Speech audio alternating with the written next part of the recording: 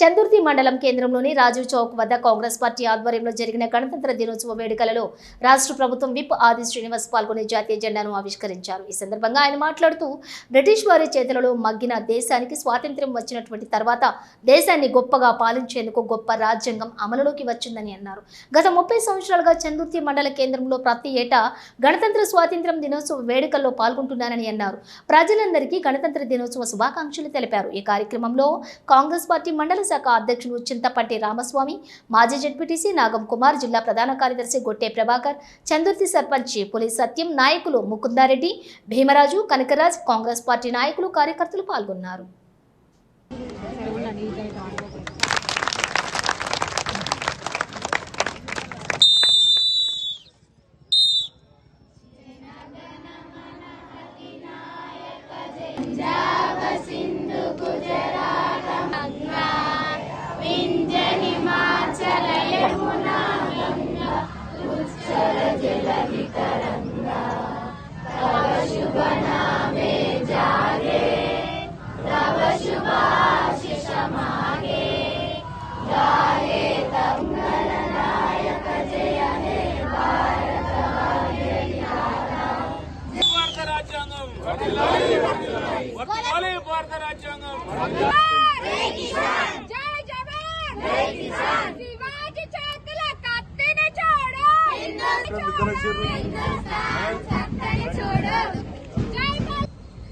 గణతంత్ర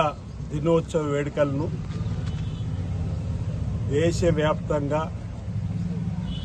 భారతీయులు ప్రపంచంలో ఎక్కడ ఉన్నా మన త్రివర్ణ పతాకాన్ని ఎగరవేసుకొని ఆనాటి బ్రిటిష్ పరిపాలకుల ఆ సందర్భంలో జరిగినటువంటి అవినీతి అక్రమాలు కానీ, వెట్టి చాకిరీ, బ్రిటిష్ పరిపాలకుల చేతిలో మగ్గినటువంటి దేశానికి స్వాతంత్రం వచ్చిన తదుపరి ప్రపంచ దేశాల్లో ఉన్నటువంటి అన్ని చట్టాలను ఓ అవగాహన, ఓ సమీక్ష డాక్టర్ బిఆర్ అంబేద్కర్ గారు చూసిన తర్వాత మన దేశానికి ఓ గొప్ప గ్రంథాన్ని, మన రాజ్యాంగం ఏ విధంగా ఉండాలి, కులాలు మతాలకు అతీతంగా అని చెప్పినటువంటి ఆలోచనని తీసుకున్నటువంటి సందర్భంలో ప్రతి ఏటా కూడా గణతంత్ర దినోత్సవాలు జరుపుకొని మన రాజ్యాంగాన్ని సంరక్షించుకునే విధంగా, మన రాజ్యాంగం రక్షించుకుంటూ ముందుకు పోయే విధంగా ప్రతి ఒక్క పౌరుడు కూడా బాధ్యతంగా